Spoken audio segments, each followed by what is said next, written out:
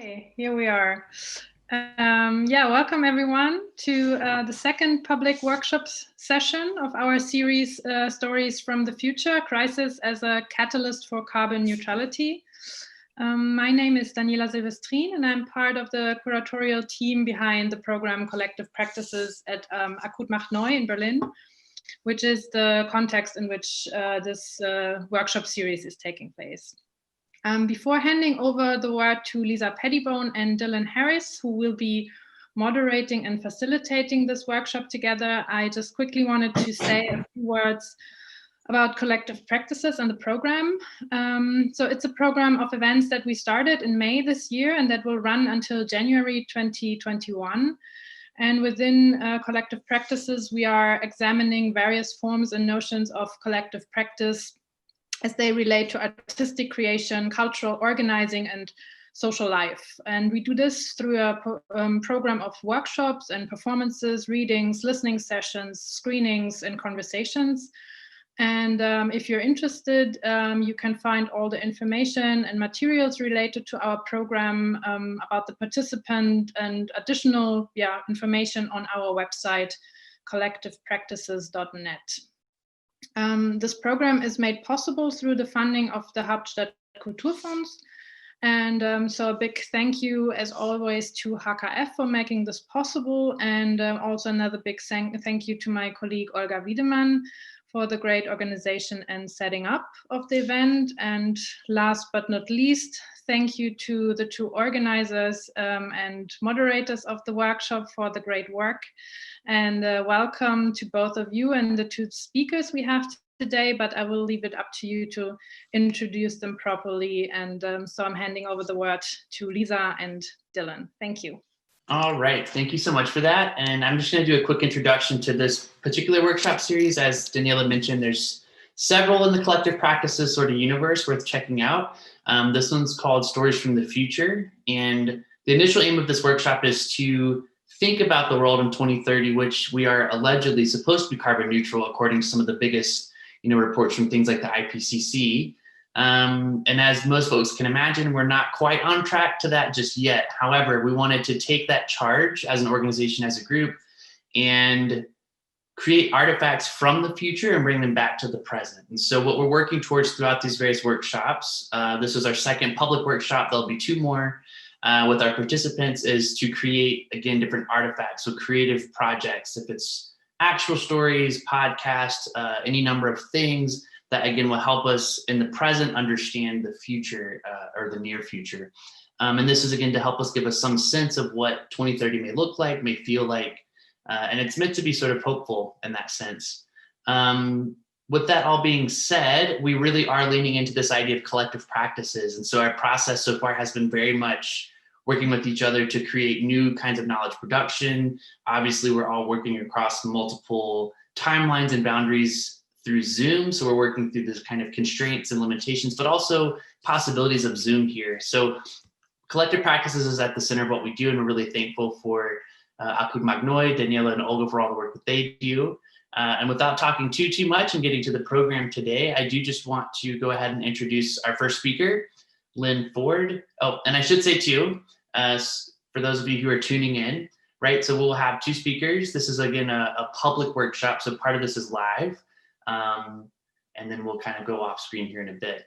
In any case, here we go with Lyn. Let me pull up my introductions. Okay. Lyn Ford is a fourth generation Afrilachian storyteller. So again, African-American Appalachian, author and keynote speaker whose work has taken her across the United States and beyond its borders to Australia and Ireland. For many years, Lyn has shared and nurtured the power and promise of storytelling in preschools, elementary schools, correctional facilities, and juvenile detention centers. Now, Lyn is a Thurber House mentor to young authors and adult workshop facilitator, a teaching artist with the Ohio Alliance for Arts Education and the Ohio Teaching Artists roster, and a certified laughter yoga teacher. Lyn is a member of the Transformative Language Arts Network Council, the National Writing Project Writers Council, and the National Association of Black Storytellers Circle of Elders. Lyn likes to work at play that creatively stretches the mind and heart and connects us to the joy of simply and comfortably being who we are.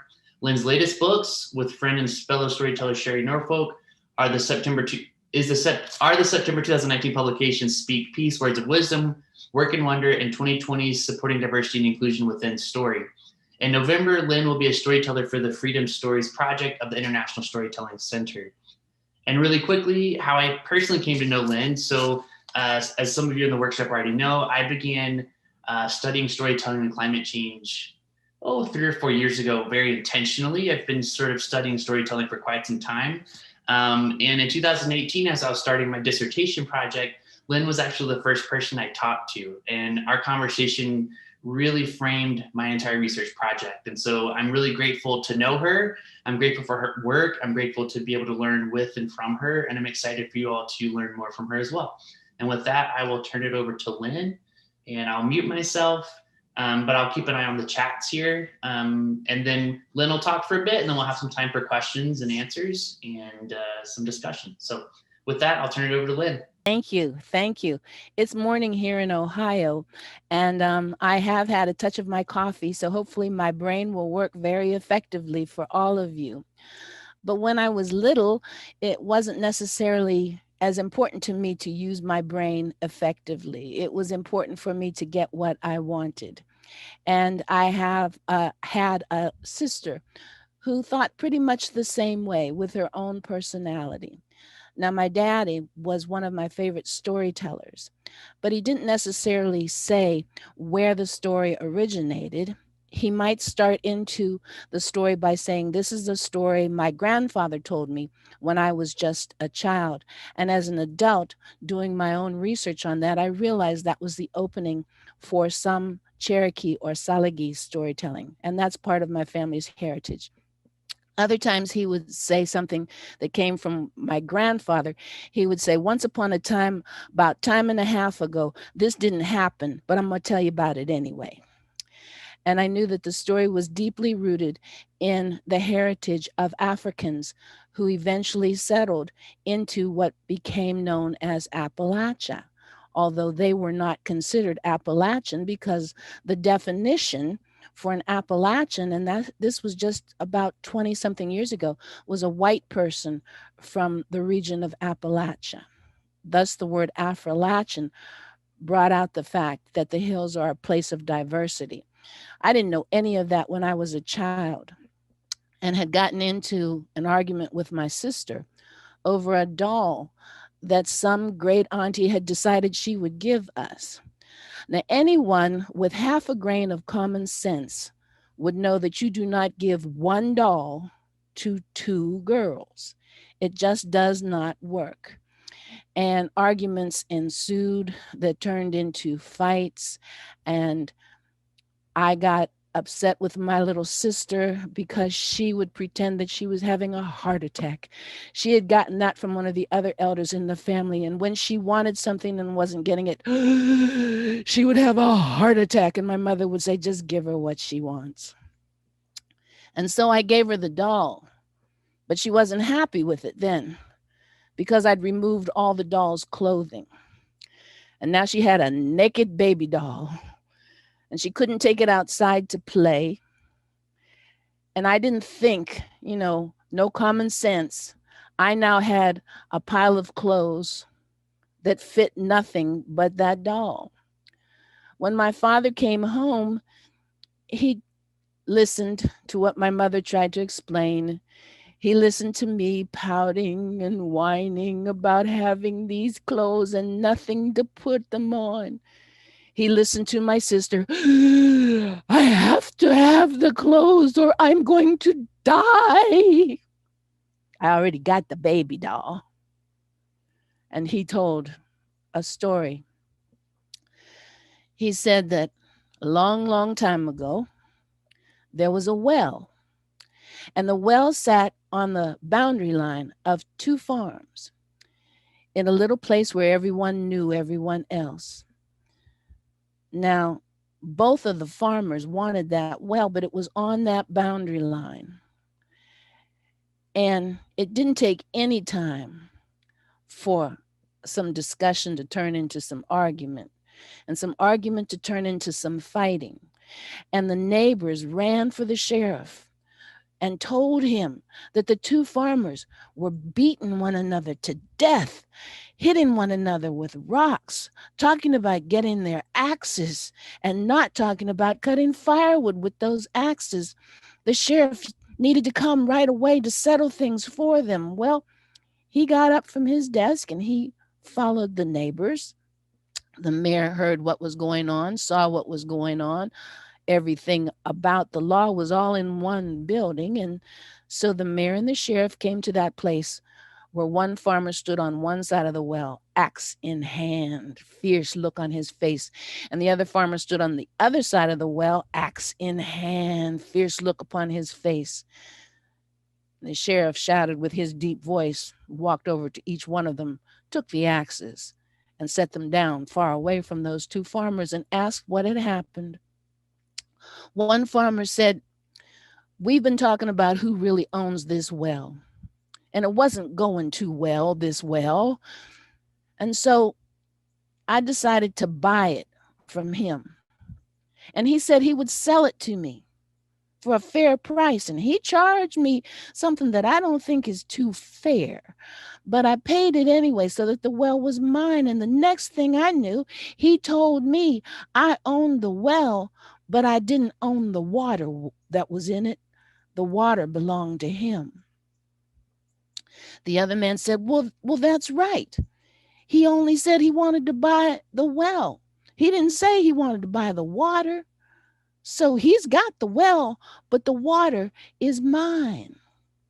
And the sheriff looked at the mayor, and the mayor looked at the sheriff, and the people from the community looked at one another. And the sheriff said, well, I think I've figured out the way it could be handled.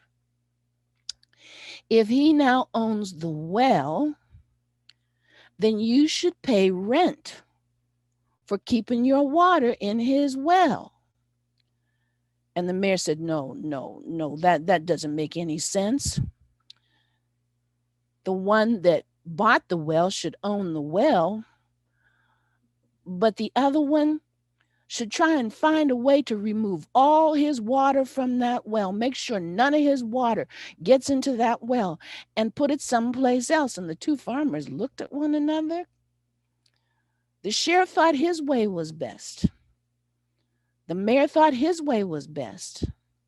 And the next thing you knew, the sheriff and the mayor were rolling on the ground fighting with one another. And since they were fighting, the people in the community started to argue. Sheriff is right. No, the mayor is right. No, neither one of them is right. That don't make any sense. Shut up. You don't know what you're talking about. And next thing you knew, the whole community was fighting, including the two farmers. Now, I have a question for you. What do you think was the better solution, the sheriff's or the mayor's? And my next question is, do you have a better solution?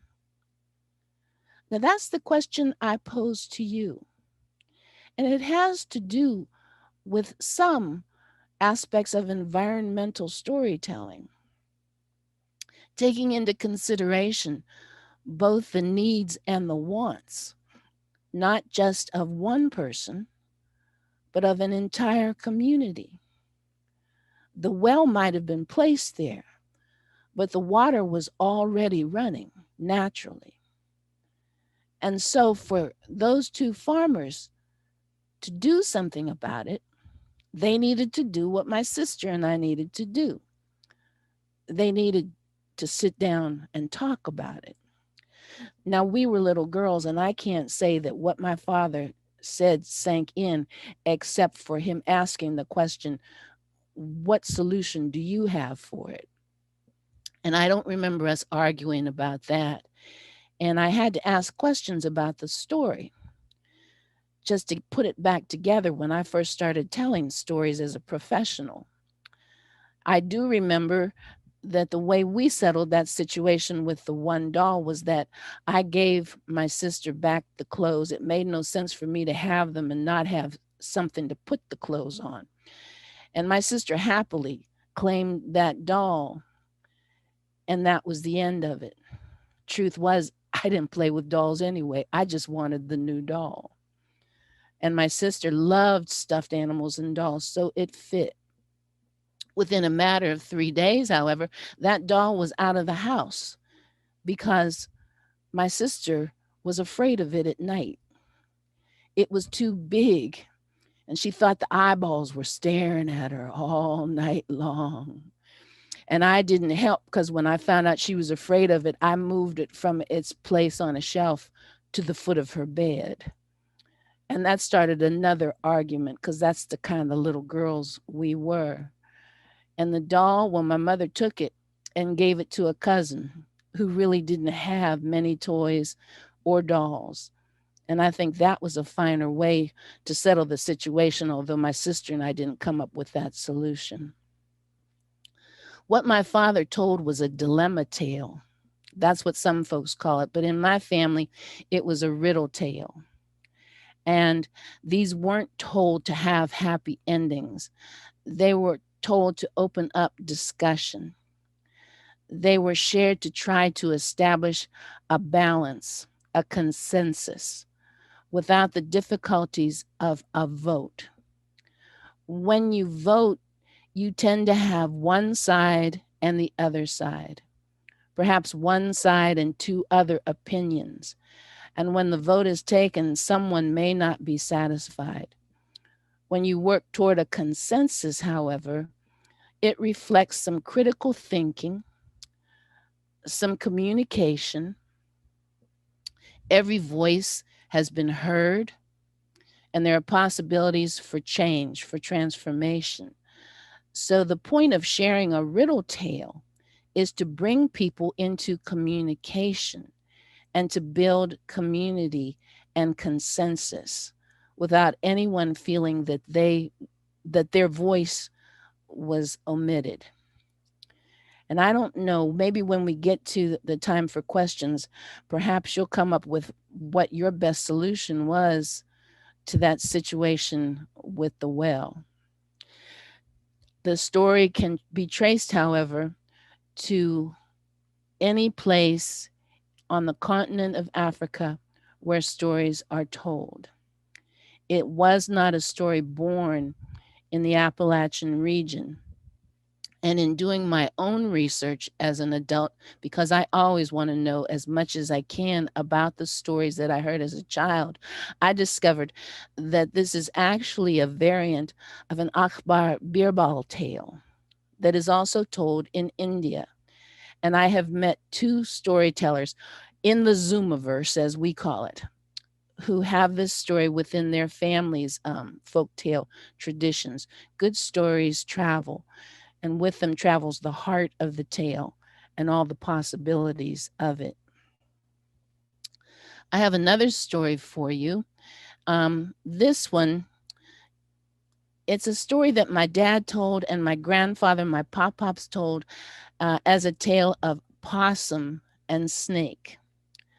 But the story can be traced to, well, I don't want to say just West Africa, because there are some versions from Central Africa. There are some versions from East Africa also. The oldest variant that I have found comes from Egypt. And in that story, it's not a snake that's causing the difficulties, it's a crocodile. So I'm going to share one of my favorite variants. I'm doing research on how many ways this story can be told, and it's called Snake and Man. In the long ago times when everything in the earth and the sea and the sky could speak, there was a farmer who was working in his field with a small hoe, turning the soil.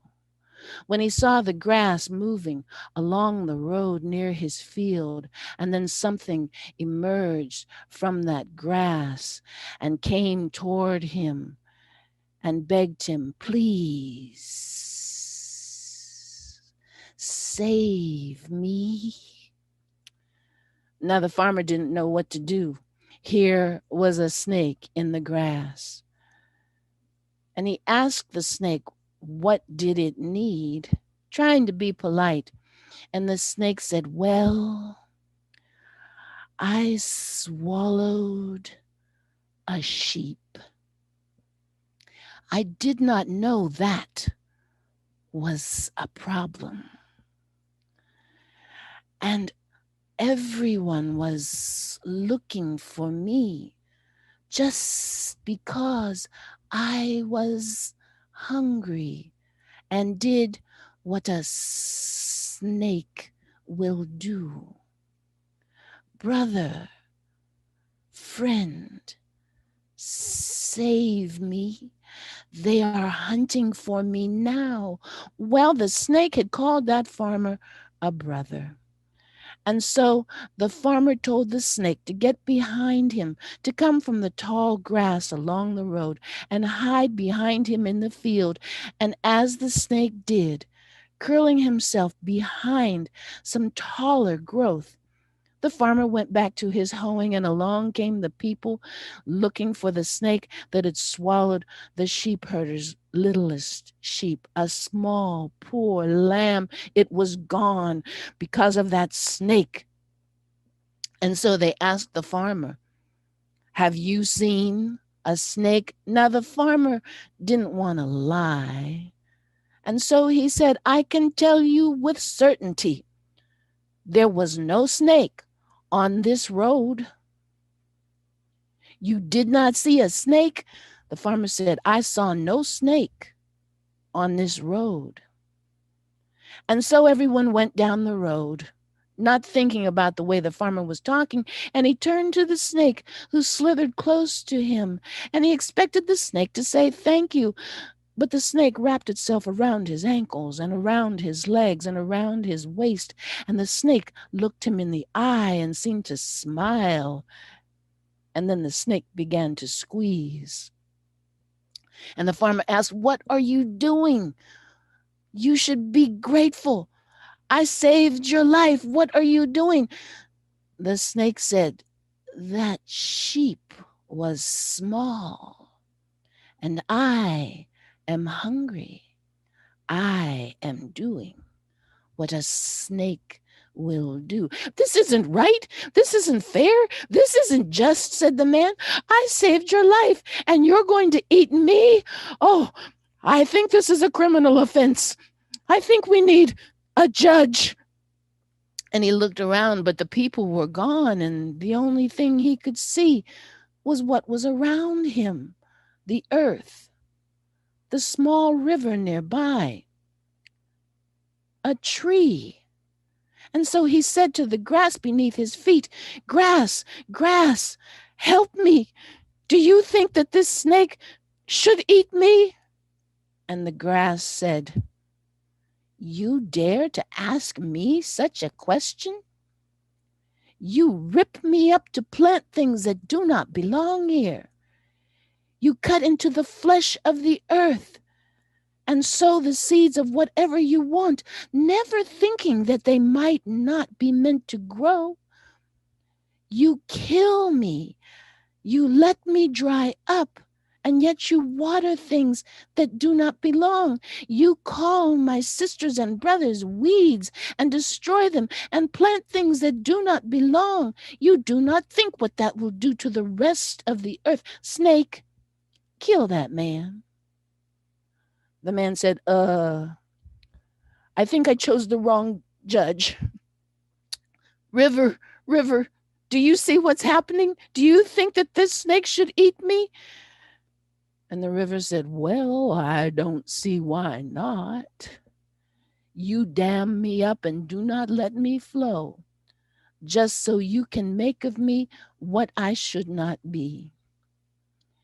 You turn me toward places where water does not belong, just so you can take over that land. You bathe in me, wash your clothes in me, and so the water is tainted, and the fish cannot breathe, and the little frogs die, and..." "Snake, eat that man." "Wrong judge," said the man. He looked around. There was just that single tree. Tree. The tree said, "Don't ask me anything.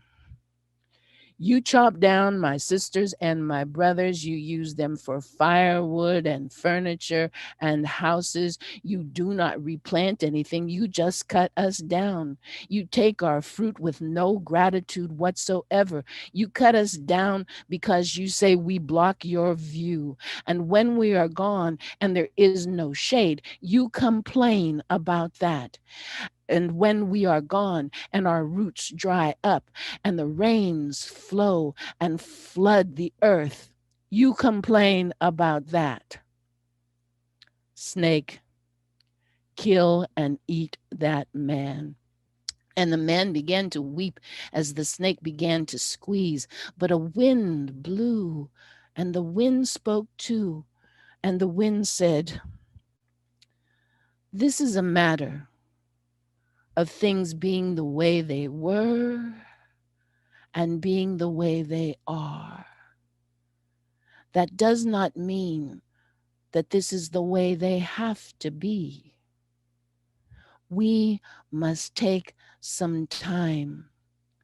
And the best thing to do right now is to dance."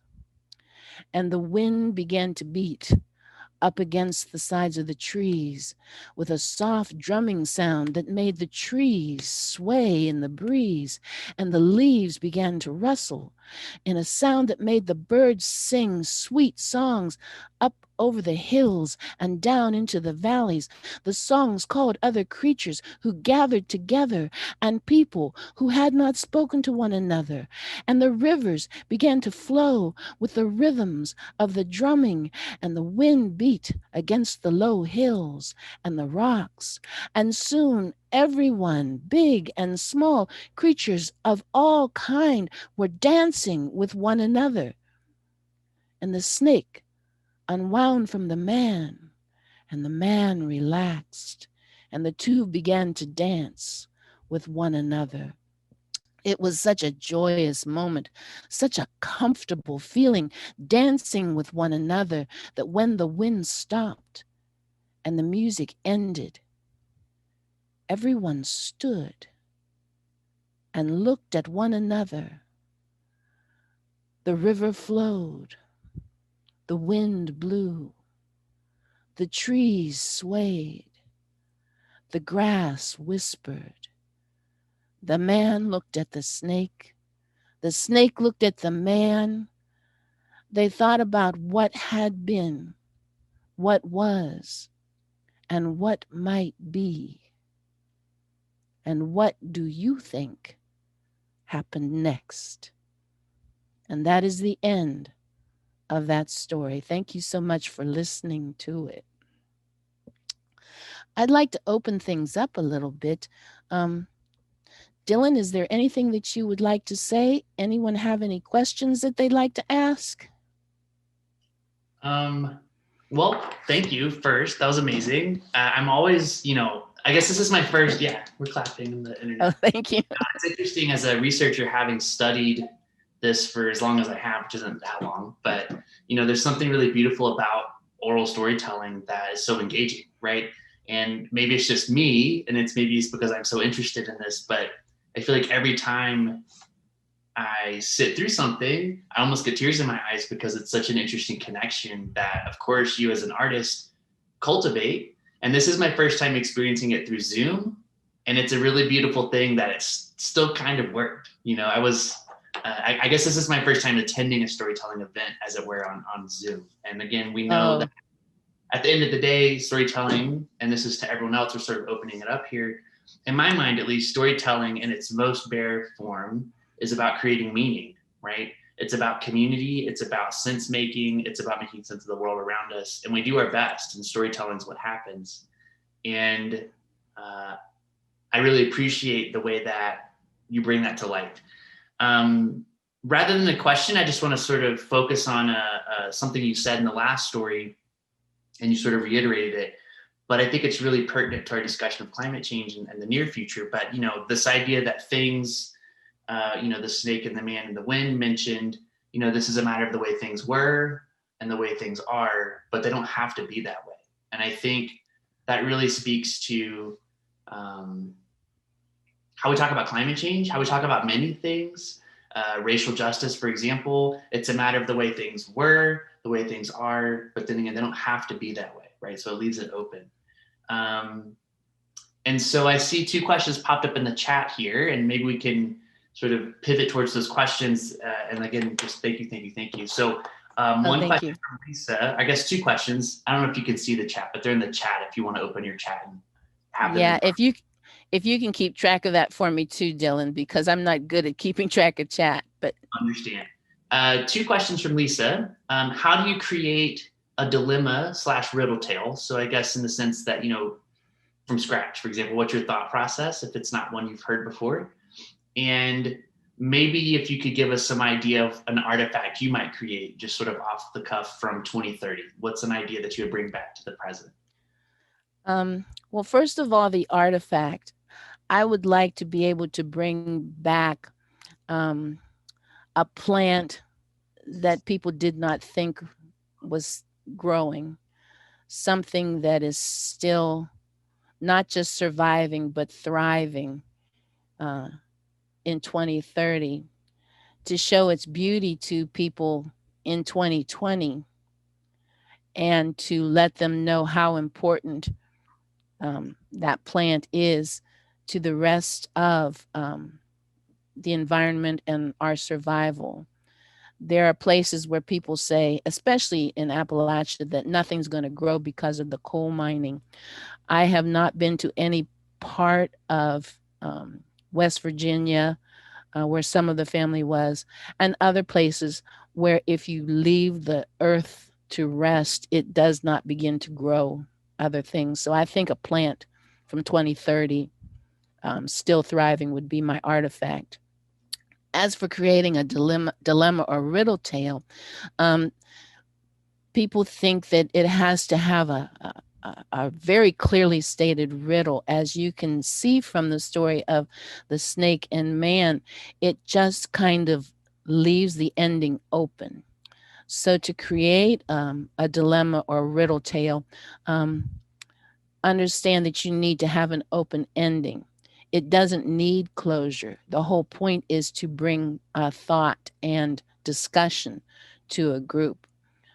There was one that was used in a health corporation meeting. I can't remember exactly where, but I think it was Ghana, where the story began with the fact that the fire had gone out and people were to bring wood for the fire, but they were also to say something. And in each person bringing a piece of wood, a stick of wood to restart the fire and having something to say, everyone was heard. And the fire burned brightly enough that they could share stories and communication afterward. So that's what you want, just enough to make people think and open up to ideas of sharing stories. There's a book called Dilemma Tales. I don't have it, but that might be something to look for to give you more models of that. I hope that helps to answer the question. Thank you very much. That's great. Good. Thank you. Let's see. Also, just so folks know, I'm getting some questions over here in the chat. There's not a ton of us in the I guess room right now, but if you want to ask your question, that's also okay, and it kind of lives in perpetuity in the kind of archive. But if you feel more comfortable writing questions too, I can read them. But feel free to chime in here. So just kind of revisiting our chat list here. A question from Yana. Would you see a difference between telling stories from the past compared to the future? And my sense of this, the second part is, would you deliver a solution with the story from the future, or would you rather leave it open-ended? I guess you sort of began answering that, but what's your thoughts on sort of solutions? Well, I think when I give the solution, it goes into the genre known as fables and becomes more of a morality tale. And I don't want to tell someone how to think. I just want to open up their mind to possibilities. So if I was going to, let's say there was a corporate gathering and they needed something to open, I would still use something that had no solution at the end. If I was there simply to entertain, the story would probably have beginning, middle, and the ending right there. But if it was to help them open discussion, there wouldn't be a solution to it. And as far as a difference between telling stories from the past compared to telling stories from the future, for me, there's really no difference. A story is a story, and the whole point is to be effective in sharing the story, to do your very best to remember that storytelling is oral communication. It's not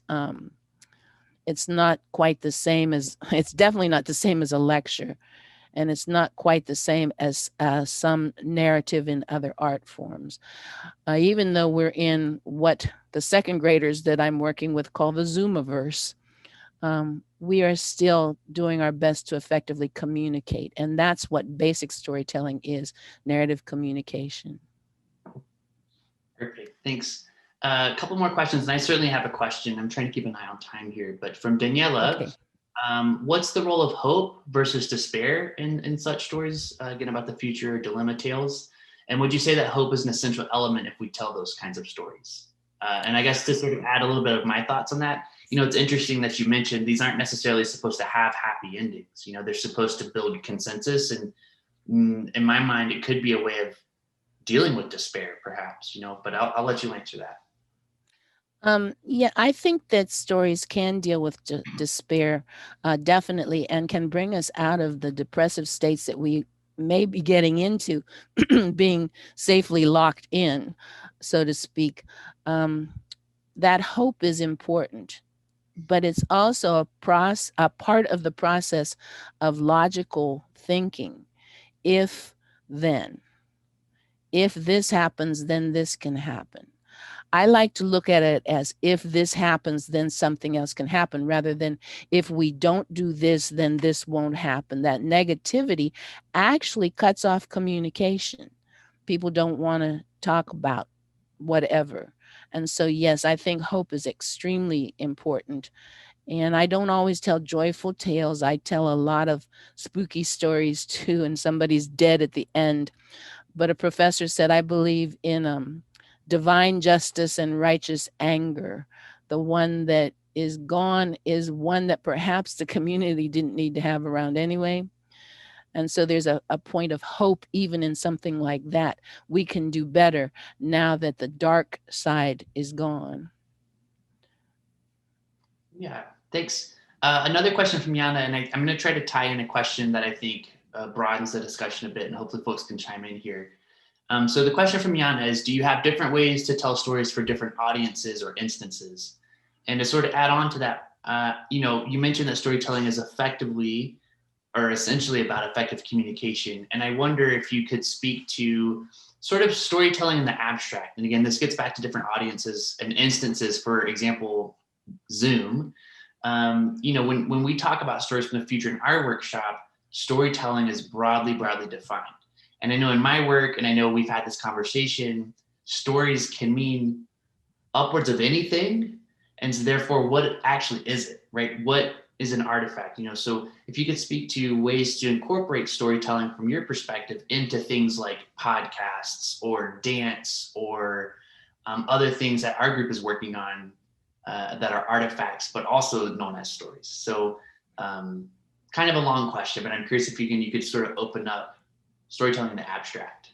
Well, I can try.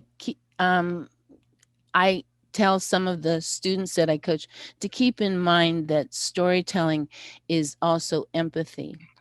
If you tell the story just because you know the story and you want to tell the story, that doesn't mean that it's going to connect with others. There's a difference between communicating and just talking because you can talk. And that includes dance and visual art. Some people want to shock you into thinking. And there are those who object to that. I'm not one of them, because in that shock, there is communication. Look at this. What does it make you think? It is a form of communication. There is dance that can be extremely graceful, or it can be kind of static. I want to know the story. that is behind that dance. And so I pay a lot of attention to that. Um, that's what storytelling should do, whether it is visual art, spoken word, dance, music, whatever you're doing. Is going to make a connection with someone, as long as you prepare it, you're not saying, well, look at me, look what I can do. We're going from first person to we, together. And I can't be a storyteller if I don't have story listeners, you know? So, um, yes, I prepare my stories in different ways for different audiences. For little ones, obviously, I wouldn't tell the story of Snake and Man because it doesn't have a clear ending, and little ones need that clear ending. But I might tell them the story of Possum and Snake, in which a rabbit helps the possum to survive having put the snake in his pocket, because the rabbit tells them both, I don't understand the story. Let's go back and you show me how it happened. And little ones start to think, oh, but the whole point of that is rabbit's using his head, something Possum should have done in the first place. And I don't want to smack them with some morality or you should think about this, but the story can seep into their minds and hearts and help them to grow. So, yeah, same story, different variants. That's why I do a lot of research. Right. A question from Mako just popped up. And after that question, I want to, and again, keeping in mind time here, I kind of want to return to your charge to us in terms of how we would solve one of those riddles you brought up and sort of open it up for discussion. Yes. I think it would be an interesting sort of exercise, even if it's in a few minutes, to try to build some consensus in our small community here. But Mako has a good question, and it says, has your personal experiences as an Afrilachian influenced how you understand the power and significance of storytelling? Most definitely, Mako. Being a child who was nurtured in story, I always asked for story and appreciated it. And I found that I had a kind of common sense after a certain age that some others didn't seem to have. It helped me also as a foundation for my own studies and my own sense of self. Had I not had the storytellers in my family, I don't know that I would have been confident enough to march out of high school after Dr. Martin Luther King Jr. died, to speak up when some very big young men were picking on my goofy little brother. I had found a strength. I also found ways to be. It wasn't that we were rich, but we were rich in story, rich in love. All of that was protective and strengthening, empowering. And so I tried to pass on that to our children. And they are three unique individuals, each one a type of storyteller, and each one a strong sense of self and a strong urge to help others. So, yeah, I think that was a great foundation for me. And I wish that every child had the foundation of storytellers. Thank you. So yeah, now I think if I'm right, maybe Lisa can chime in. We have about 7 minutes, 10 minutes or so. 10 minutes. To turn the Zoom lens back on us. So maybe you can reframe the question you asked earlier in terms of how we might solve a problem. And if it's, specific to sort of the sheriff in the well, or if you want to think of just another quick riddle, I think it'd be an interesting way to sort of engage, especially as we think about the future, which is what we're turning to next in our next presentation. Well, I think I'd like to go back to Snake and Man, the longer story. And what I asked was, what happens next? When the dancing has ended and the world is silent again and the man and the snake are facing one another, what happens next? And think of it in terms of the fact that the man has done damage. The snake has been a snake and the man has been a man who, as many in up until now have been, didn't think about the outcomes of what was done. So what happens next? Anyone have an idea? There's no wrong answer to a riddle tale. Well, here, I guess I can go first. I imagine if I were to tell this story to my son, who's 3, what would happen next is they would all go back to the man's house and they would all play Lego together. Uh, So it would be some version of they all become friends, which in a way, erases some of the tensions of the past. But what I like is it's building a new positive future. yes, yeah, exactly. Possibilities. I never thought of Legos. I like that, Lisa. It's everything he does is Lego, but it's also they're physically building the future together. So that's actually kind of nice in this context. Yeah, that's wonderful. Anyone else? First, I just want to say thanks so much. The stories you've told are so beautiful, and I'm just really glad that to be participating in this. But I guess sort of the future that I'm thinking about or saying the next step would be one where the snake and the man have to work together. I guess they find a way, because it's true that, humans have a fraught relationship with the earth a lot of times. And we work the earth, work with the earth, work against the earth, and what is natural. But at the same time, we are a force of nature. We're part of nature. And so there's definitely an imbalance, but we also depend on each other. And so I think it's definitely possible for different species to work together. And I guess that's the way that I maybe think about what's next. I think that's a very good way to look at it, the imbalance of things, and we all have power and working together to find a balance. I think that's important. Thank you, Mike. There was someone in the chat. Yana says the snake probably still has to get something to eat. No idea how to solve this, but the man can now use his second chance to do things differently so that he doesn't piss off the non-human people. Right. Yeah, my dad didn't speak Cherokee a lot, but every now and then he and my great-grandfather would talk about the two-leggeds.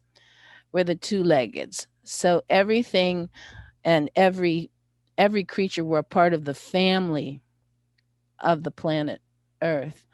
And as far as the snake probably still needing to get something to eat, keeping in mind that this snake is not a vegetarian, there's a whole nother story there, isn't there?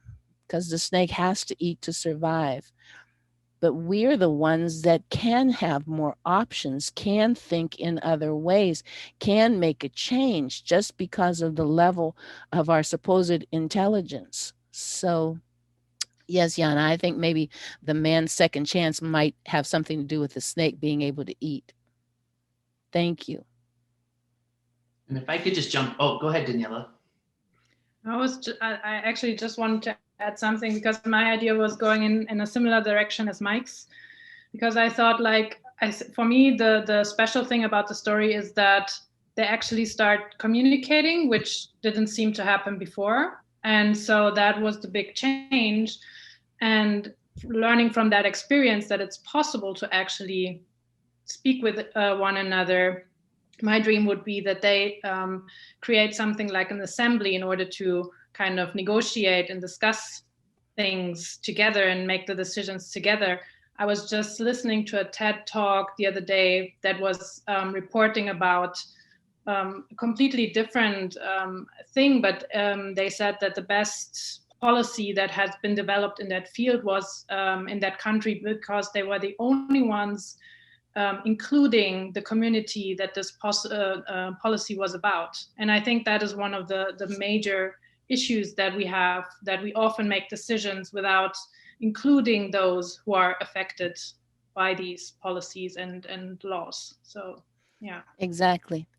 Thank you. Yes, we don't necessarily listen. We think we have the idea, and therefore we have the solution when we have an idea. And we need input from everyone to see if there is a potential solution to it. Part of the reason that I went into laughter exercises is because laughter, like music and dance, are universal languages. You don't have to learn the language of laughter. It's something that comes naturally. And in this story, it's important to me because dance isn't something that you have to learn a language to speak. It is the language.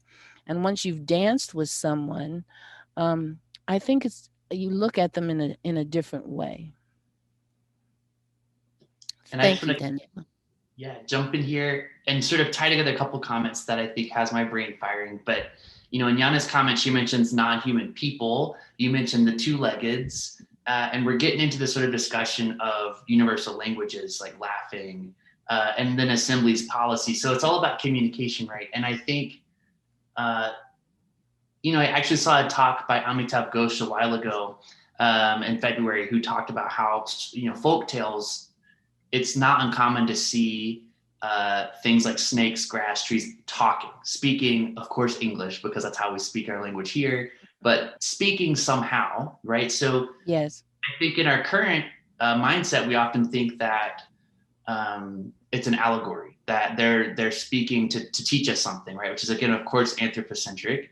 But he challenged us to consider that maybe, in fact, they did talk, and maybe a long time ago we truly understood, and that there was more universal languages. And so with regards to that, what I want to sort of introduce and sort of try to answer the question as well is to think in a present sense, how would non-human people talk? And how would we have an assembly with them? And how would we make policy around them? Effectively, what kind of meaning and what kind of stories do things like snakes, rivers, and trees say? And how can we listen to them? So to answer your question, I would argue, I think for starters, if I were wrapped up with the snake, I think for the first part of our conversation, I would be amazed that the snake and I could communicate at all outside of pain and not being able to breathe. So maybe just sitting down for a second and taking notes about what it means to actually create meaning and what then is shared meaning, and then to sort of build from that, right? What is communication between two-leggeds and non-human people? And I think so often we don't consider that. We often think of it as allegory, but what are actual non-human things saying? And when we make our artifacts, what might a snake listen to in a podcast from 2030? Or how would a snake make a podcast? I think it's a goofy question, but certainly asks us to consider what other things make meaning and what other things tell stories. Yes. Yeah. My great grandmother never said that the trees talked, but she would say things like, look at the tree. The tree's telling you that it's going to rain. And what did she mean? Well, if you looked at the trees around their house and the leaves were curled up, they were curling up to catch the rain because they had been so dry and rain was coming. And sure enough, the rain would come. Or she'd say something like, I would complain that a fly had bitten me. And she'd say, flies don't bite, but he's trying to tell you something. And the something was that the fly was gathering some type of nutrient because a storm was coming and the fly needed something to eat before it found shelter. So everything speaks still. And I totally agree with that.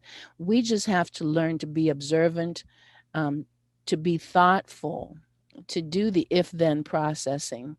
And to listen, not just with our minds, but with our hearts, because we're all sisters and brothers on this planet, no matter what we are. Beautiful. I think we have a couple more minutes if folks want to chime in or ask a question, or contribute to our discussion of consensus here. And if not, we can scoot on to our next presentation. What do you think, Lisa? Yeah, I'm also looking at time. There's so much in my head that I want to ask, but I feel like it's not channeled into a question right now. I guess maybe then I'll ask it this way, which is, would you be available if we have questions in the future for us to contact you and draw on this knowledge? Absolutely. If you want to post my Gmail address, I'm always happy to answer people's email messages, and it's fried tales, FRIEDTALES 2, the number 2, fried tales 2 @gmail.com. If somebody could type that into the chat for me, I'd appreciate it. Thank you. Thank you very much, Lynn. It's been a real pleasure, and you've definitely gotten my brain firing in a very different way from what I expected. So that's, I think, already a great success. Oh, thank you. Thank you so much for making me a part of this. This is important. So now we're going to pivot to our next speaker, and I think this is going to really show a totally different side, but also a really interesting side of the knowledge that we want to gain. Just as a reminder that today, kind of our focus in this workshop is to gain knowledge so that we can create these artifacts from 2030. And so we've learned about storytelling and meaning making, and Mako is here to focus a little bit more on the future. What is it that the future can bring? What is it that different people can imagine the future to hold? So Mako Muzenda is a Zimbabwean writer and journalist. Her interest in thinking about the future stems from her love of science fiction. When she noticed that African characters, stories, and perspectives were largely absent from the genre, her interest turned into researching and writing on what influences collective imaginings of the future.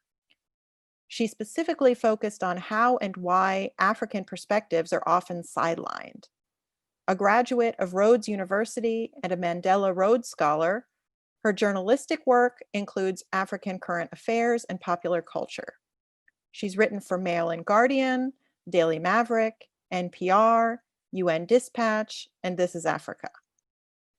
Her academic interests focus on representation, ideology, and semiotics. So you can see she's bringing a lot to the table already. If she does decide to pursue a PhD, her research would be on pop culture and the Zimbabwean liberation movement. So without further ado, Mako, welcome. And I will be clicking through your presentation. So let me get that started. And just to note as well, I'll be checking the chat. If a question comes up during the presentation, because Lisa will be sharing her screen, I'll be on top of the chat questions. So if you have questions, write them over there. Hi, everyone. My name is Mako, as Lisa introduced me. And today I'm going to be talking about rethinking how we think about the future. Next slide, please. So when you see these phrases, what image do they conjure up in collective imagination? Now, the dominant idea in thinking about the future is the city. So from science fiction to pop culture to government policy and development to sustainable planning and climate action, the city is the most prominent. Now, this is understandable. For centuries, cities have been markers of power, civilization, and growth. By 2050, 5 to 6 billion people will live in urban areas, and right now, large, wealthy cities have large carbon footprints. As urban populations increase, environmentally friendly cities are a priority for a sustainable future. Now, from skyscrapers and advanced modes of transport, neon lights and holograms, to interconnected everything, collective imaginings of the future, including a sustainable future, focus on cities. Now, right now, in Africa, much focus has been on rapid urbanization. Now, an estimated 400 million people on the continent already live in urban settlements, and urban areas and the people that live in them are touted as the keys to unlocking Africa's economic potential and will be zones for investment, economic growth, and development. Now, here in Zimbabwe, the government launched Vision 2030, a plan to transform the country into a lower middle class economy by 2030. The plan's objectives on an open market economy, investment, and entrepreneurial incentives focus and rely on city infrastructure and city dwellers to work. Now, these imaginings are important because they give us something to work towards and a vision of what we can achieve and how we can make the world better. However, these visions did not come out of thin air. They are not ideologically neutral. Now, there are a lot of theories and concepts that, exist in the global political, social, economic structures, but the one that I want to focus on today specifically is modernity. Now, modernity can simply be defined as a specific path of development, one established by Eurocentric standards and definitions of progress and civilization. Now, it's a concept of universality in that there is only one single acceptable path of human growth and development, and one specifically modeled after Eurocentric standards. Now, this concept presents specific criteria that needs to be fulfilled in a very specific way.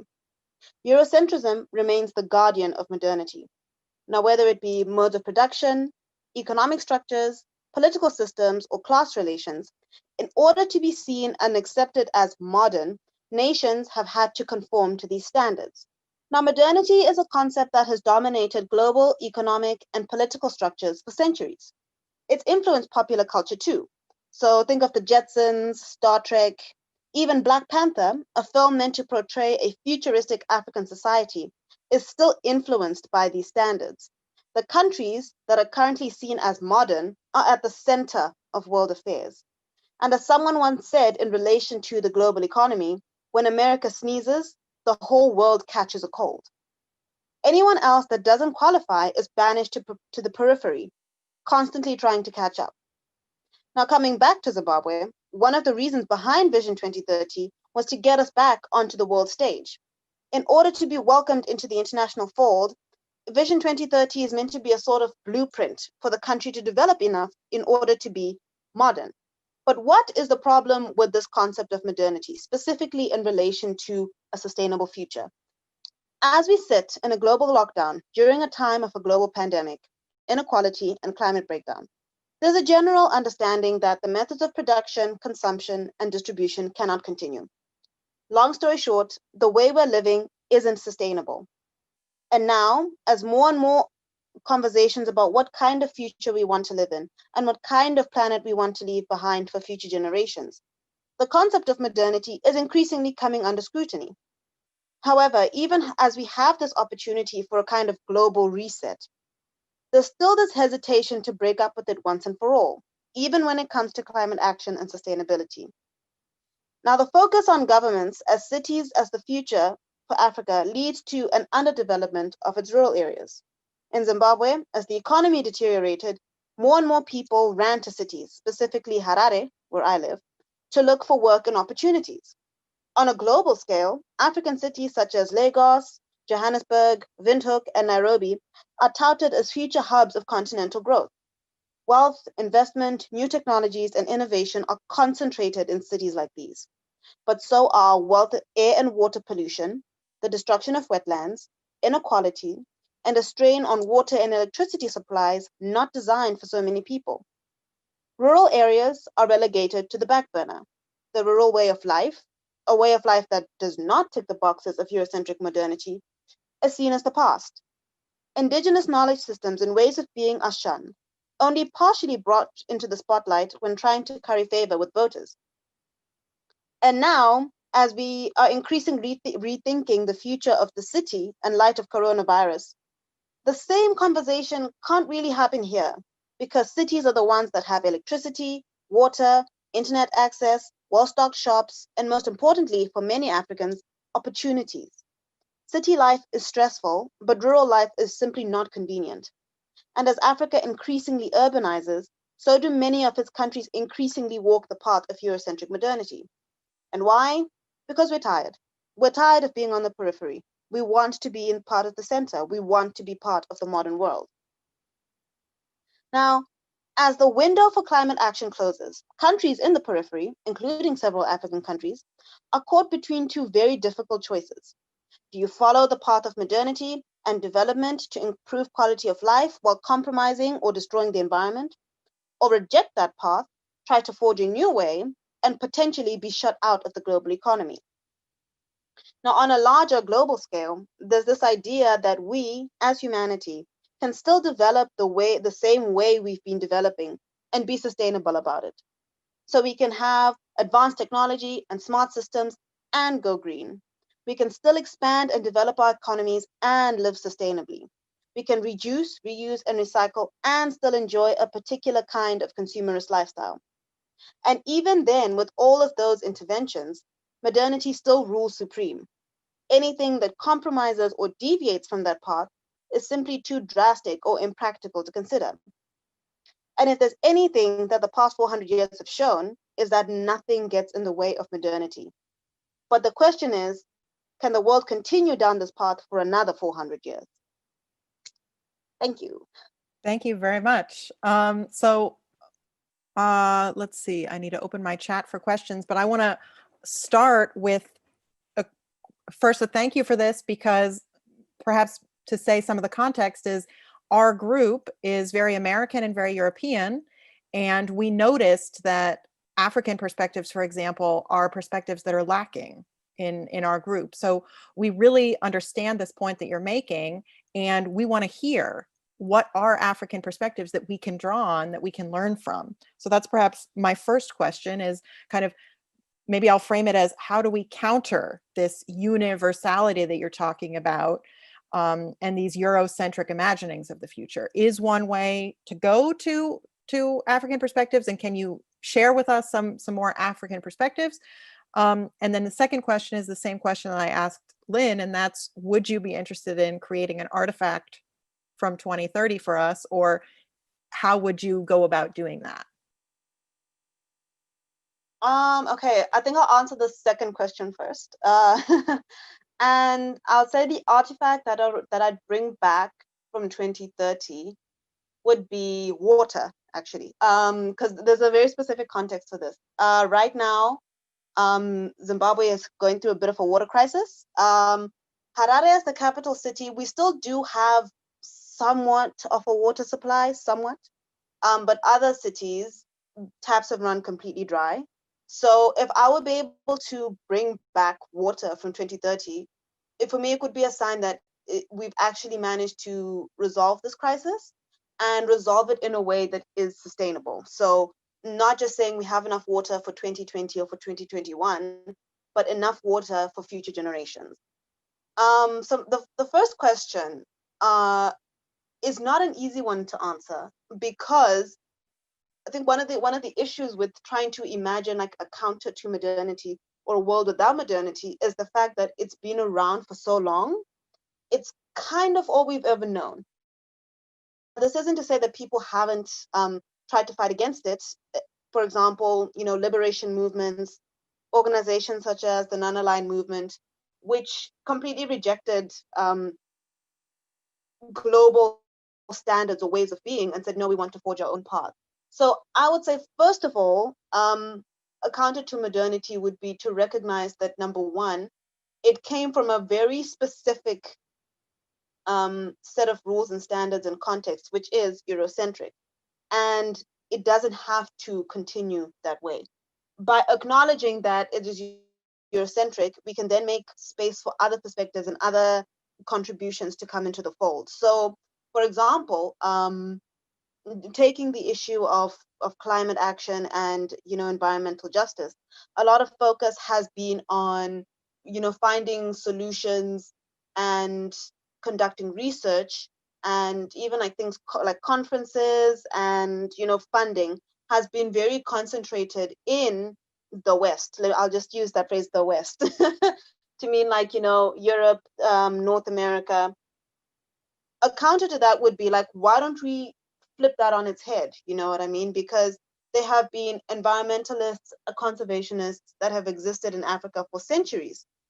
As someone once said on Twitter, like, there's been a lot of conversation about reduce, reuse, and recycle, but we've been reducing, reusing, and recycling for decades because we didn't have as much abundance as everyone else. We had to make sure that what we had lasted, even things like plastic bags, bottles. We found ways to reuse and recycle them. So an acknowledgement that, okay, in this context and in this situation, just because we are going through this particular problem now, that does not mean that we are the only ones who have ever gone through this particular problem. And it's decentering Eurocentric standards, and again, flipping it on its head, making the periphery the center, and maybe not making the center the periphery, but pushing it out of the limelight for a bit. It will be very difficult because it is nice to be in the center. It's nice to be in the center of global affairs, to be able to dictate standards, but it is something that is possible, and it is something, in order for it to be fully successful, I would say there would need to be, it would need to be led by people from the periphery, and not necessarily the center wanting to go to the periphery and say, you know, this is what we are going to do for you. I don't know if that makes sense.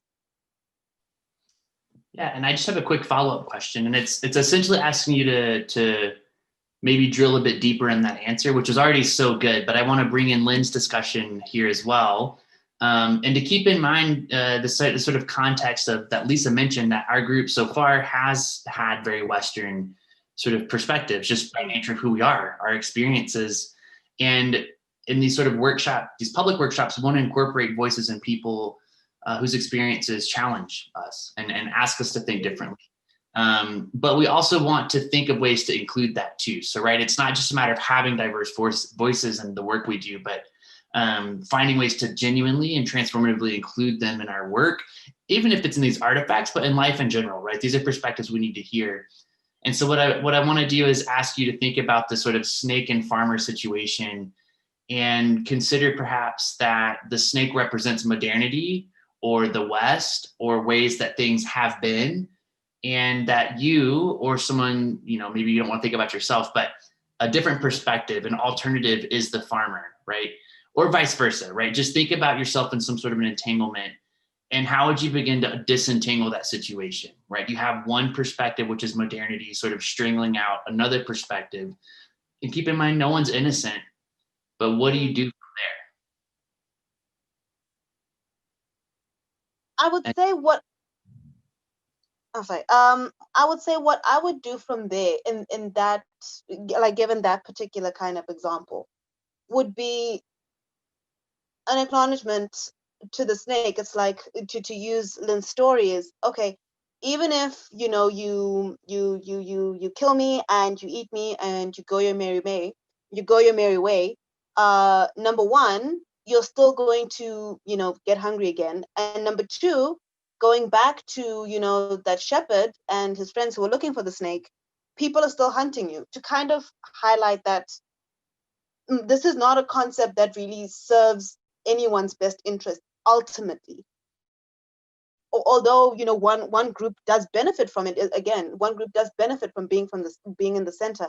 Collectively, as a human race, as humanity, it's not something that benefits us, right? So the snake killing the farmer, it's going to satisfy its needs for a while, but it's not going to solve its ultimate problem.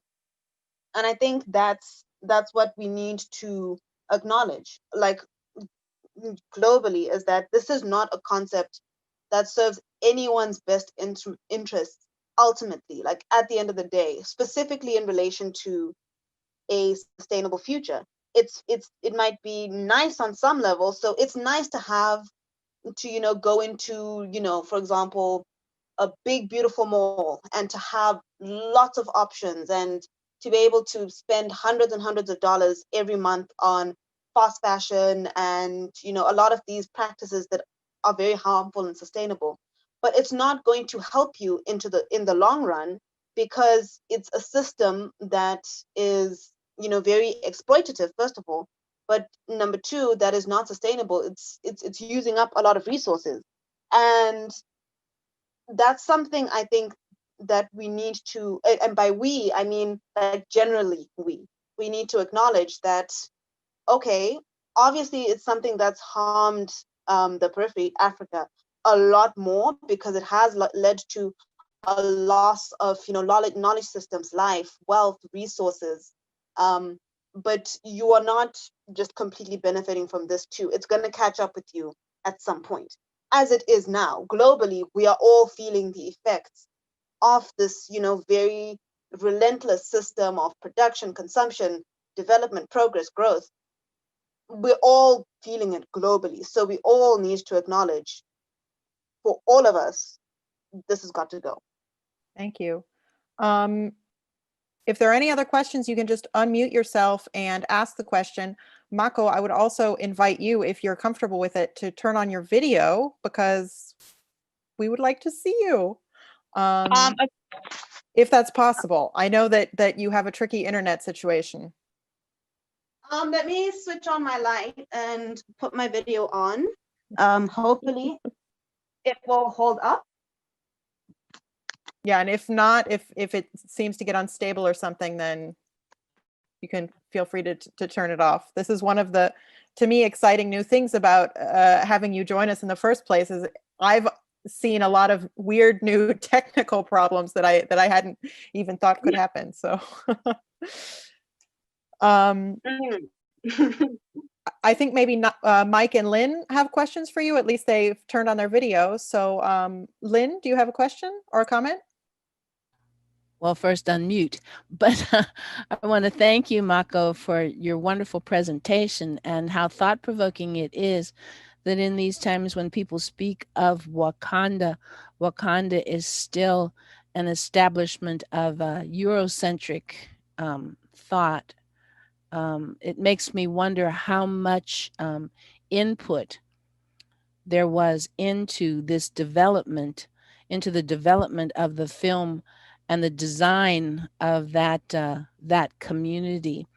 When you saw the film, did you immediately realize that basically this was a skyscraper type city of European tradition, or did that come to you after thinking about it?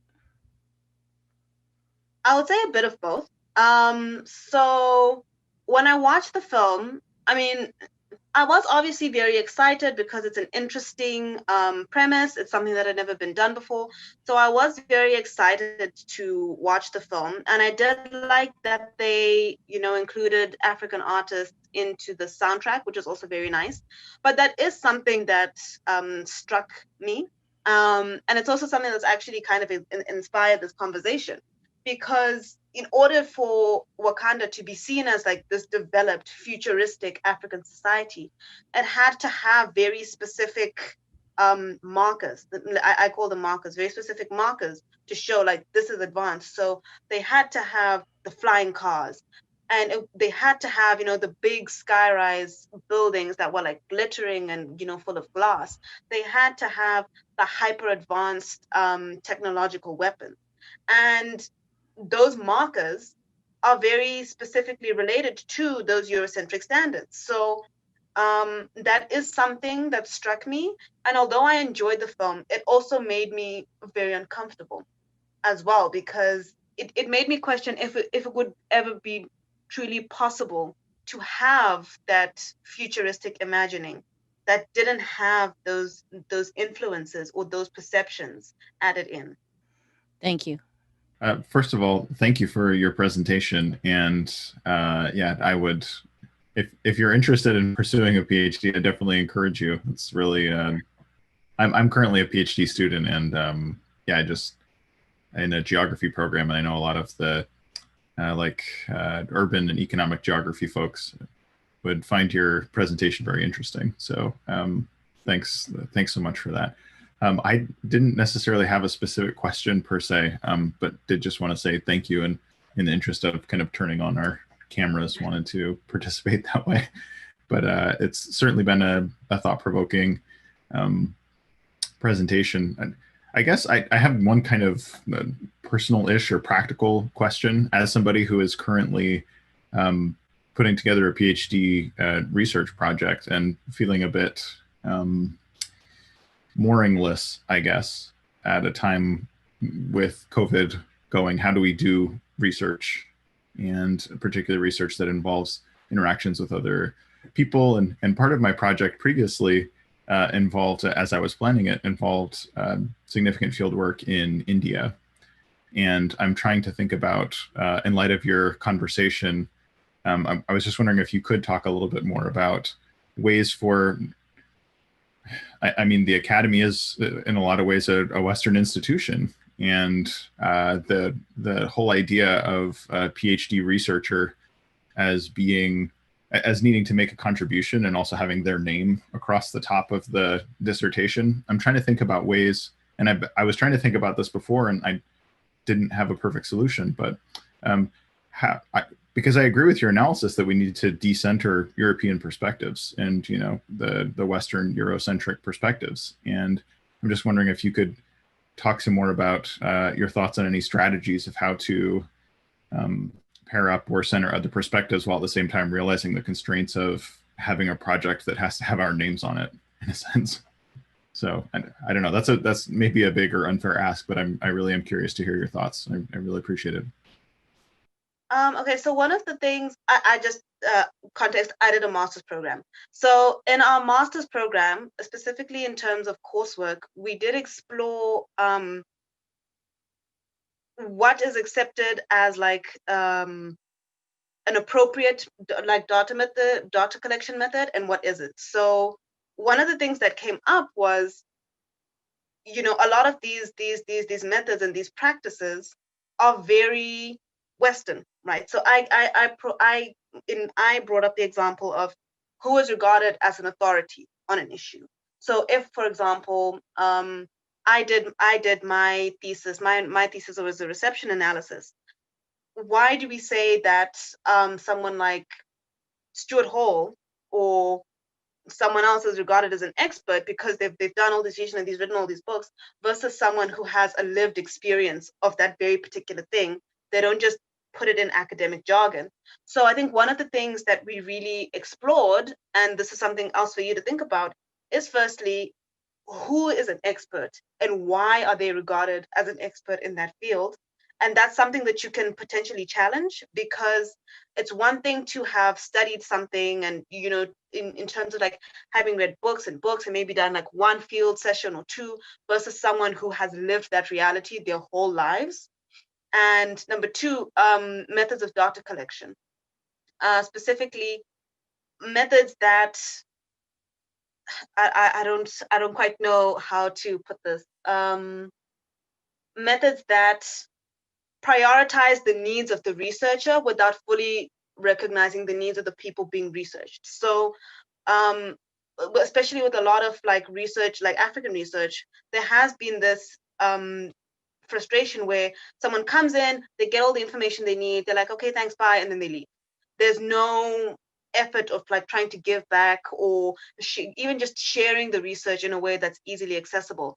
So I would say something for you to think about as you go about your research and as you go about fieldwork, is doing that question of, you know, who gets to be the expert, who gets to be the voice of authority in the work that I'm doing. Sure, like my name is on it, you can't really avoid that. But you know, who are the people whose arguments you're rooting your work in, really? And number two, how I go about, or how you go about collecting the information that you need. How can I make it also ultimately beneficial to the people that I'm collecting it from, so that it's not just a situation of it's a one-way relationship where, you know, I am the PhD student, I'm the one who's getting this qualification, you don't know what you're doing, so I don't really need to give you that information, and then you leave. How do you work on making that relationship? And it is work, like I will acknowledge it. It's something I try to do in my own research. And I was working with people, like I was interviewing young Black Africans like me, and it was work. But it's something that was worth it, because when you do research, you know, when you get your PhD, even if, for example, you want to turn your thesis into a book, which a lot of people do, my need was always, if I find like these amazing findings in my work, I don't just want to keep it here, you know, I want to share it with the people who got me to that place, who got me to that level, so that they also understand that they are very much a part of this academic process and it's their work too. So I don't know if I've given you something to think about, but yeah, those would be my suggestions. That's really excellent. Thank you. I really appreciate it. Oh, welcome. I have another sort of question and thought project that could, again, incorporate some of what Lynn mentioned. So okay. One thing about Wakanda that's always sort of struck me is that, again, sort of like as Lynn mentioned, it still has sort of this futuristic, almost European-ish sense to it. And to add to that, it's an extractive economy, right? Wakanda's success depends on its mining of this valuable resource. And I think about the fact that, you know, kind of back to Lynn's story about the sheriff and the well, Or if, Wakanda were the man asking for help and he asked the ground for help, the ground wouldn't help him, right? Because Wakanda, maybe they're mining sustainably, but that's about as logical as clean coal in Appalachia, right? Is mining sustainable at all, right? So this is just a way of sort of thinking through, specifically with regards to 2030 and the fact that carbon neutrality really has to do with mining of fossil fuels and using those, and extractivism in general. So from your perspective, and maybe Lynn can chime in if she's still here, what might be post-extractive or anti-extractive futures or ideas? And in some ways, this is asking us to think beyond or after capitalism, which is, of course, so tightly wound up with modernity, which is not to say they're the same thing, right? Of course, they're very different. There's other forms of modernity that are also extractive. So what might be a Wakanda without extraction, or what, if we were back to the kind of sheriff and the mayor situation, if we weren't trying to extract the water in the first place, what might an alternative vision of that be like? And I think that could be, again, helpful for us thinking about a non-extractive, very soon future. You, like when you're speaking, I was reminded of the story of like a village community in South Africa. This was a few years ago, that won the rights essentially to their land, and they go specifically against a mining company that wanted to come in and to do extraction, and they won the rights to kind of say or choose whether or not people would come into their space and to mine, because they recognized that if this company was to come in, it would be very detrimental to them. And obviously, as the people who are living like in close proximity to that, they would be affected first, and they would be affected the hardest.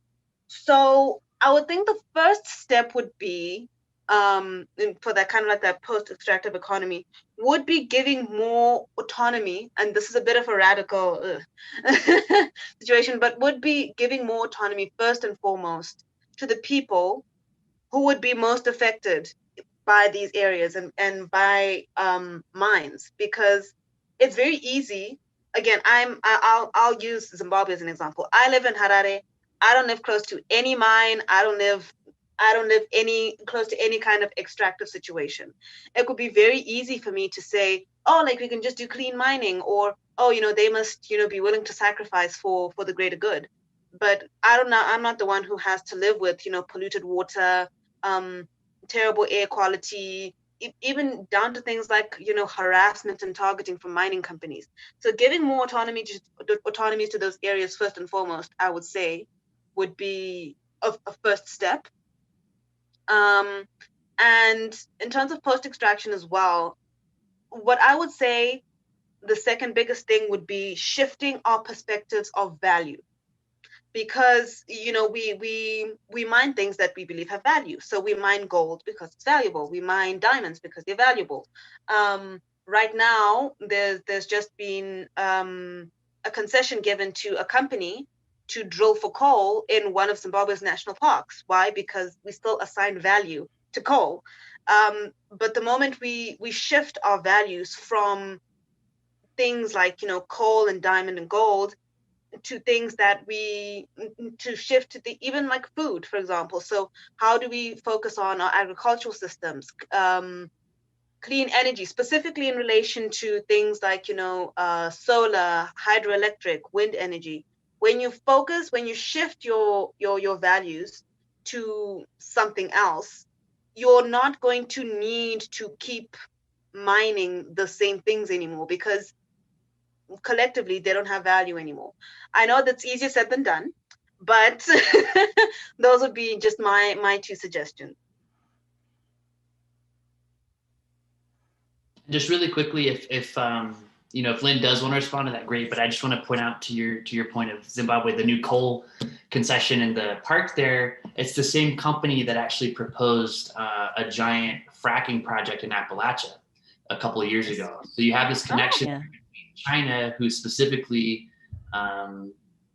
in the global stage is getting lots of points for going green and for having unprecedented large-scale solar development, again moving towards a carbon neutrality. But while they're doing that domestically, they're extending into countries like Zimbabwe, but also the United States. But within the United States, Appalachia, which is also seen internally as a periphery of sorts. So you have this relationship even there between Zimbabwe and Appalachia that's just interesting to note. But again, in the service of carbon neutrality, in some places, you have further extraction in others. And so there's this extractive logic you're talking about and value in multiple ways. So just kind of an interesting thing to keep in mind. But again, I don't know if Lynn has an idea of post-extractive futures or stories about that. And if not, there's again some questions that have popped up over here as well. Well, I'll try to be very quick about it. But yes, just what Dylan had said, the fracking situation impacted areas, the companies that came into even Eastern Ohio, which is also still a portion of Appalachia. And there's always the possibility of an earthquake, but there were earthquakes where there had been none in decades, thanks to the fracking, which seemed to make a bulb go on over people's heads. Maybe this isn't a good idea. Where before that, they were willing to accept people coming in and doing this because it would supposedly bring more money, bring more employment, be a beneficial thing. This is what has happened with the coal industry, well, as long as I've been alive. And if people don't have any alternatives, they don't see it necessarily as the negative thing that it can be for the rest of the world. When people come in and say, you should, or we will, and don't take into consideration that for generations, people have lived a certain way, that's the importance of that communication. You're not going to get anywhere with it because you're tearing down what is not just a job. It is a way of life. It is a tradition. Even though there are short lifespans and black lung and earthquakes from things at the present. So it needs to be brought in as a story that is more empathetic and a question to the people. What would you like for us to do to help your next generation? What can we do now to make your life better? And there are many people that are doing that.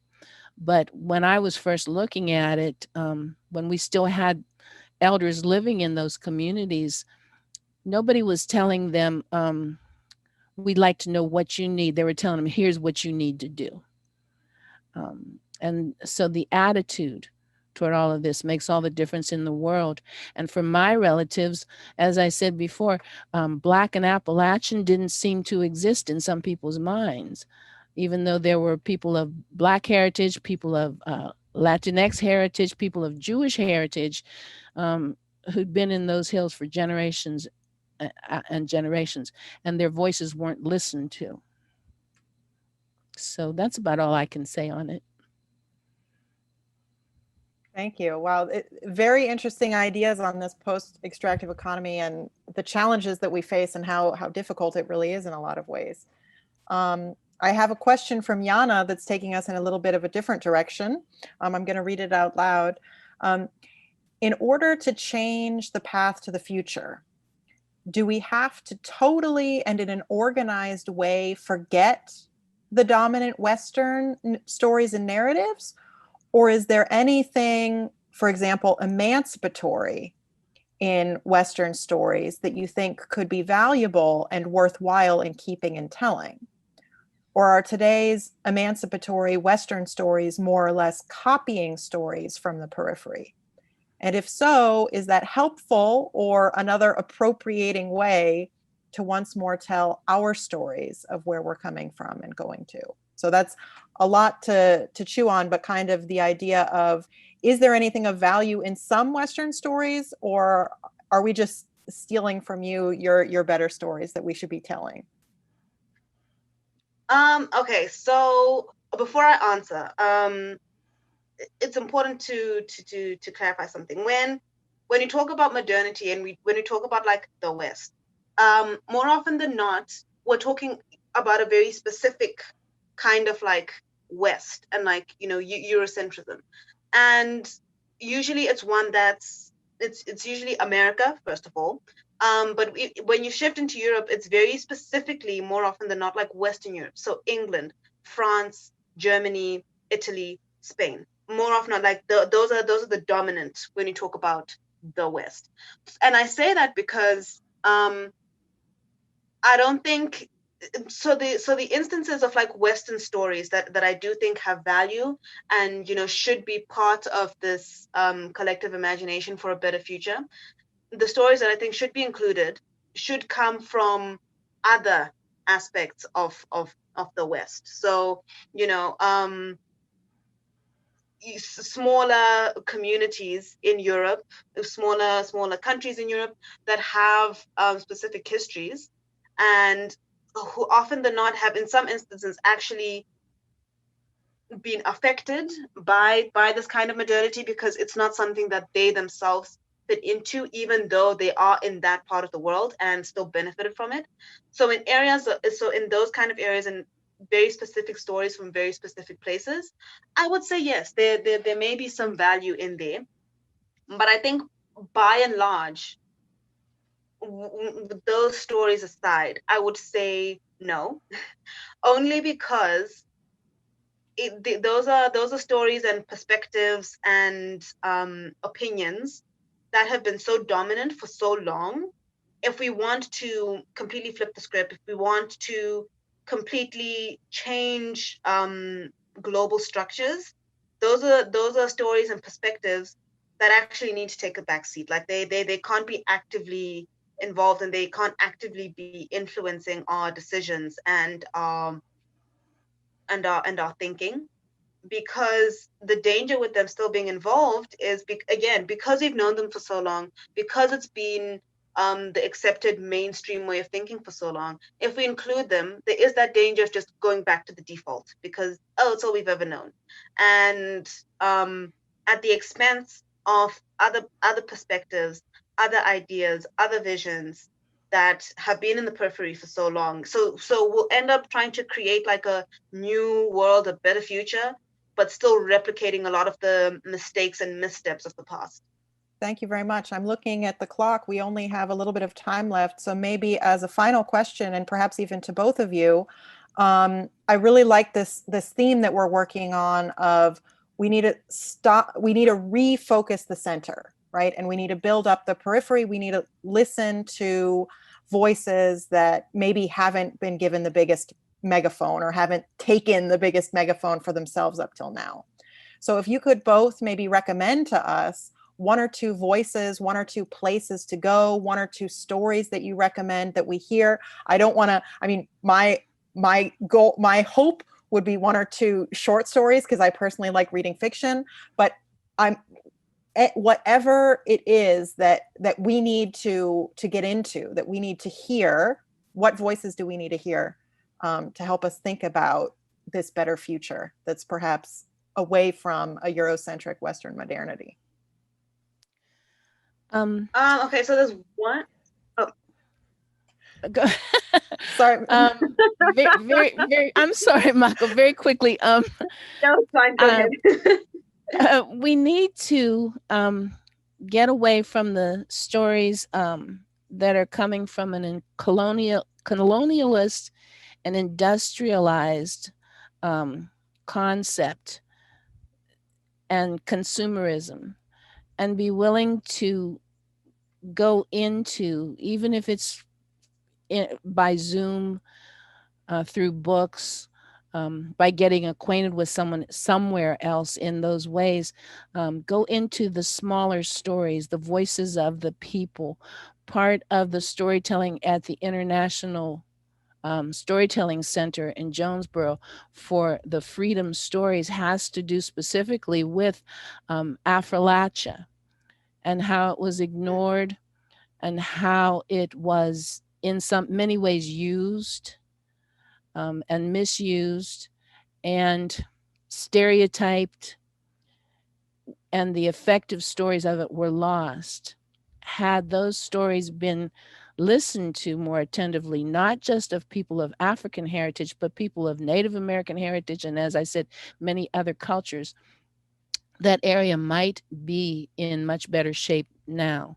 So look for the smaller stories. Look for the stories from people. Look for the collected stories of coal miners. Anything that is from the people whose voices you don't find in the larger books.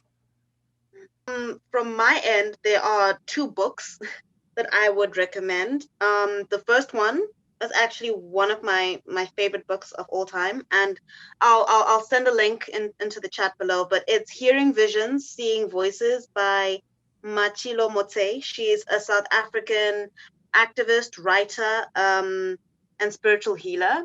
And one of the reasons why I loved her books, and this book in particular, was it really did challenge my perceptions of, development, of growth, even on a personal level as well, and I loved it because she really did shift the focus to traditional indigenous systems of healing and ways of being. And I'll say it's a wonderful book. I cannot recommend it enough. The second book that I would recommend is from Wangari Maathai. She was a Kenyan social, environmental, and political activist. And the book that I would recommend from her is, so there's firstly her autobiography, but the book that I would personally recommend would be The Challenge for Africa, because that book in particular really did also get me thinking a lot about what it means to be developed and what it means to progress as a country, specifically in light of the environment and nature. And it also, helped inspire me to focus more a lot of my work and my research into environmental work, but specifically environmental work from the perspective of the communities that need it the most. So those are the two books that I would recommend. Both should be available online. If not, you should be able to order a print version, but I'll send the links just now.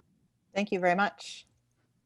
Dylan, I just asked you, do you want to close us up? Thank you, Mako, from my end. Yeah, just really quickly, I just want to point out that there's some things over here in the chat. Again, I'm not sure if those translate over to the live stream, but for those of us participating in the room here, keep an eye on those. I just posted a link to the Freedom Stories sort of series at the International Storytelling Center, which again is based in Jonesboro, Tennessee. It's a fascinating organization to look up. And again, it's a different type of storytelling than perhaps what we're used to. It challenges us to think differently. And they had this whole series on freedom stories, which explains kind of, I don't want to say alternative histories, but real histories of Appalachia and the United States more broadly that we aren't necessarily aware of. But in any case, with that, I'm going to wrap up and say thank you to Lynn and thank you to Mako, and thanks for the folks who have joined us from all over the world in our small little our Zoom portal here, but also on the live stream. And with that, we're going to close the live stream, and then those who are in the room just stick around for a few seconds.